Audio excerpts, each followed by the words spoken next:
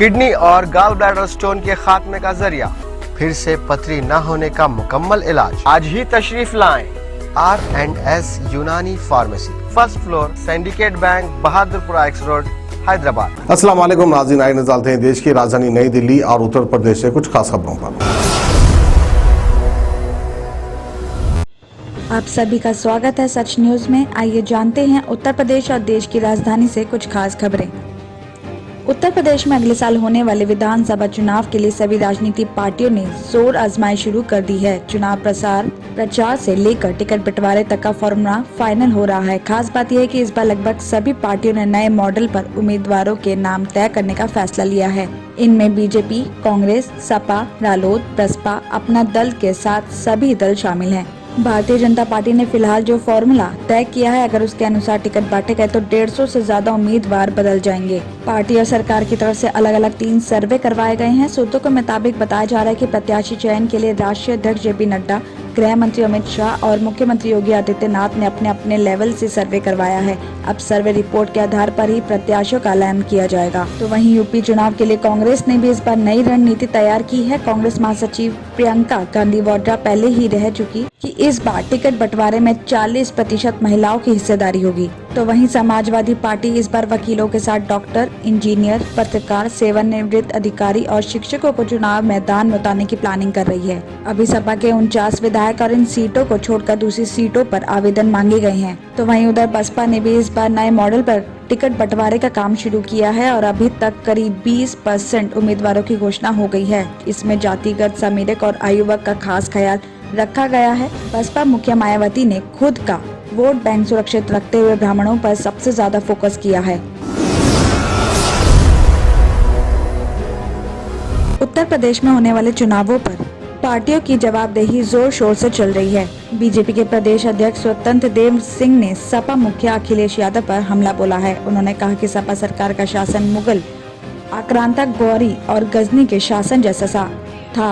प्रदेश अध्यक्ष ने बयान जारी करके कहा है कि अखिलेश यादव मौसमी बीमारी की वजह से सीजनल हिंदू बन गए हैं। सपा सरकार ने धार्मिक अस्मिता से खिलवाड़ का कोई अवसर नहीं छोड़ा था। उन्होंने कहा कि रामलला और बाबा विश्वनाथ के दरबार में पापों के लिए अखिलेश यादव को देश और प्रदेश की जनता से माफी मांगनी चाहिए। सपा सरकार में तुष्टीकरण की नीति के चलते त्योहार मनाना मुश्किल होता था, और जबकि योगी आदित्यनाथ सरकार में अयोध्या में दीपोत्सव, काशी में देव दीपावली, बरसाने की होली और कृष्ण जन्मोत्सव जैसे आयोजन पूरी श्रद्धा और उल्लास के साथ मनाए जाते हैं। साथ ही आगे उन्होंने ये भी कहा कि पहले कांवड़ यात्रा पर रोक लगाया गया था, जबकि योगी सरकार में कांवड़ यात्रियों पर फूल बरसाए जाते हैं।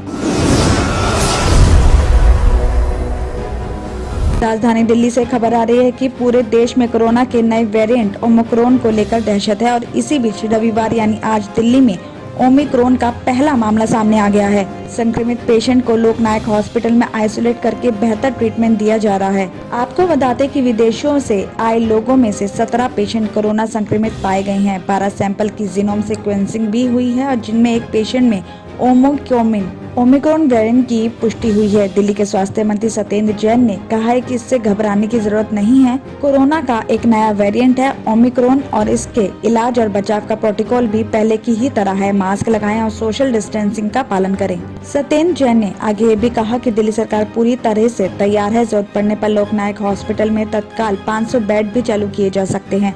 उन्होंने कहा कि केंद्र सरकार और मुख्यमंत्री अरविंद केजरीवाल की मांग मानते हुए ओमिक्रॉन वेरिएंट से प्रभावित सभी देशों से आने वाली फ्लाइट्स को जल्द से जल्द बंद कर देना चाहिए। दिल्ली के लोगों से अपील है कि सावधानी बरतें और सभी लोग जल्द से जल्द वैक्सीनेशन भी करवाएं।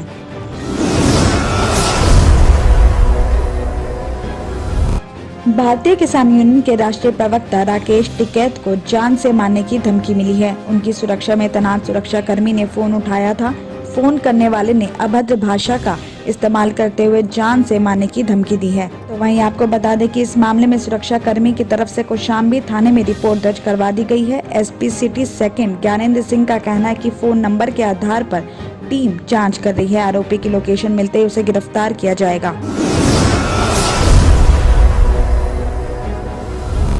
सपा सांसद शफीक कुरमान बर का कहना है कि यूपी विधानसभा चुनाव बदलाव का होगा। जनता के मुद्दों पर बीजेपी ने कोई काम नहीं किया, केवल हिंदू मुस्लिम का साज बजाया, पर यह साज इस बार रंग नहीं जमाएगा। उन्होंने कहा कि जनता असलियत समझ चुकी है। कितनी हैरत की बात है कि 3 कृषि कानून तब वापस लिए गए जब चुनाव सर पर आ गया और जब बीजेपी को लगा कि अब मामला बिगड़ गया है, हर वर्ग को परेशान किया और कारोबारी हो या मजदूर सभी को परेशान किया गया। और यही वजह है कि आज तमाम दल एकजुट होकर बीजेपी को हराने के लिए तैयार है। सबसे बड़ी अदालत आवाम की है, आवाम त्रस्त है और ये सभी जानते हैं। इस पर पलटवार करते हुए प्रदेश के पंचायती राज मंत्री चौधरी भूपेंद्र सिंह ने कहा है कि निश्चित रूप से चुनाव में मुद्दे अहम काम करते हैं। प्रदेश में सबसे बड़ा मुद्दा कानून व्यवस्था का था। आज सिचुएशन क्या है सबको पता है। यूपी सरकार ने इस मुद्दे पर इस कदर मजबूती से काम किया है कि जनता बेहद सुकून में है। दिल्ली और उत्तर प्रदेश की खबरों में आज इतना ही। बाकी देश भर की और तमाम खबरें जानने के लिए देखते रहिए सच न्यूज। किडनी के अमराज से परेशान मायूस लोगों के लिए खुशखबरी। R&S यूनानी फार्मेसी किडनी और गॉल ब्लैडर स्टोन के खात्मे का जरिया। अब UNI स्टोन कैप्सूल्स के जरिए खात्मा कीजिए। No operation, no side effects, 100% result. सिर्फ UNI स्टोन कैप्सूल से मुस्तहिक लोगों के लिए खुसूसी रियायत। फिर से पथरी न होने का मुकम्मल इलाज।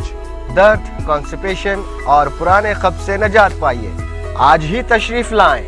R&S यूनानी pharmacy, first floor, syndicate bank, Bahadurpura X road, Hyderabad.